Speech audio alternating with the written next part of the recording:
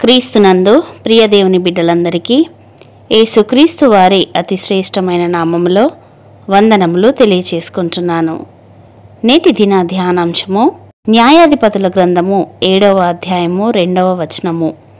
ఇశ్రాయేలీయులు నా బాహుబలము నాకు రక్షణ కలుగచేసుకొనెననుకొని నా మీద అతిశయించుదురేమో. ప్రియులారా, కొన్ని మార్లు మనకు కలిగి ఉన్న వాటిని బట్టి మనలో తెలియని గర్వము, అతిశయము, ఉప్పొంగిపోవడము అనేది సహజముగా అలవాటు అవుతుంది.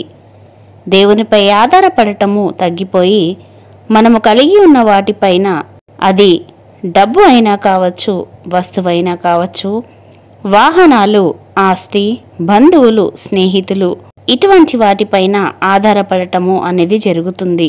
ఇశ్రాయేలులపై లెక్కకు మిడతల దండు వలె మిద్యానీయులు దండెత్తి వచ్చారు. ఇశ్రాయేలీయులందరూ కొండలను, గుహలను ఆశ్రయించి దాక్కుని దేవునికి మొరపెడుతున్నారు. అయితే ఆ సమయములో దేవుడు వారి మధ్య నుండి గిద్యోనును మిద్యానీయులపై యుద్ధము చేయుటకు, తద్వారా ఇశ్రాయేలీయులను రక్షించుటకు దేవుడు నిర్ణయించారు.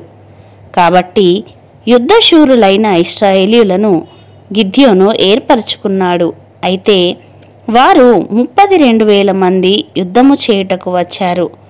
అయితే దేవుడు, నీతోనున్న జనులు ఎక్కువ మంది, నేను వారి చేతికి మిద్యానీయులను అప్పగింపతగదు.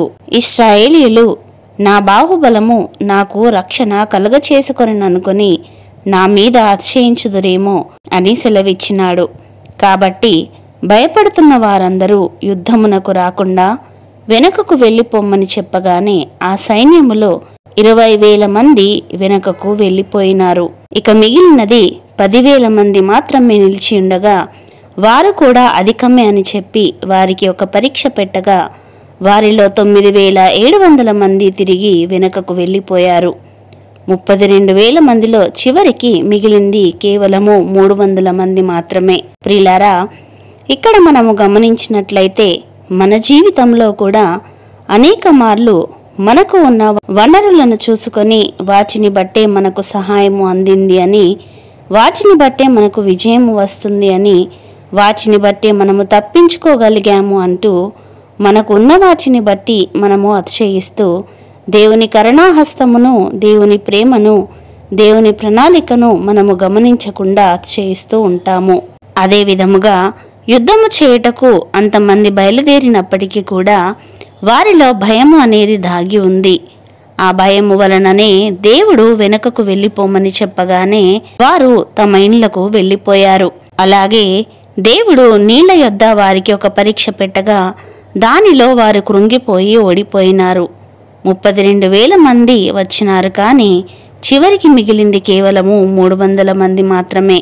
ప్రియులారా, రక్షించబడిన నీవు నేను కూడా ఈ లోకమనే యుద్ధ భూమిలో అనుదినము సాతాను మరియు వాడి అనుచరులతో పోరాటము చేయాల్సి వస్తుంది.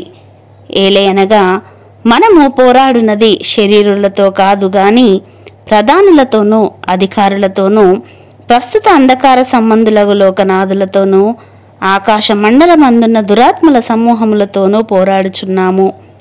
మరి నీవు నేను ఆ యుద్ధమును జయించేవారిగా ఉన్నామా, లేక యుద్ధమును చూసి భయపడి క్రైస్తవ్యమును విడిచిపెట్టి వెళ్ళిపోయే వారి వలె ఉన్నామా?